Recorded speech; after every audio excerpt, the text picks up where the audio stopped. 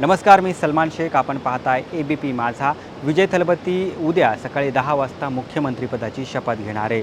आज त्यांनी राज्यपालांना भेटून सत्तास्थापनेचा दावा केला. त्यानंतर चेन्नईच्या नेहरू स्टेडियमवरती आता शपथविधीसाठी जोरदार तयारी सुरू झाली आहे.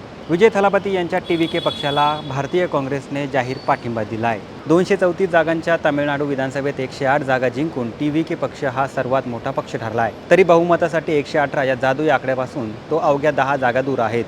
आता काँग्रेसच्या 5 आमदारांच्या पाठिंब्यामुळे विजय आता मुख्यमंत्रीपदाची शपथ घेणार आहे.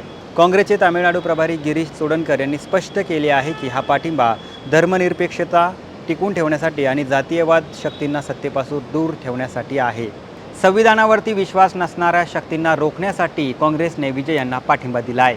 विशेष म्हणजे ही युती केवळ सरकार स्थापनेपुरती मर्यादित नसून आगामी स्थानिक स्वराज्य संस्थांच्या निवडणुका आणि लोकसभा निवडणुकीतही दोन्ही पक्ष एकत्रित काम करणार असल्याचं काँग्रेसने स्पष्ट केले आहे. तर आता काँग्रेसच्या पाठिंब्यानंतर आता विजय तामिळनाडूचे नवे मुख्यमंत्री होणार आहे आणि आता उद्या 10 वाजता ते मुख्यमंत्रीपदाची शपथ देखील घेणार आहेत.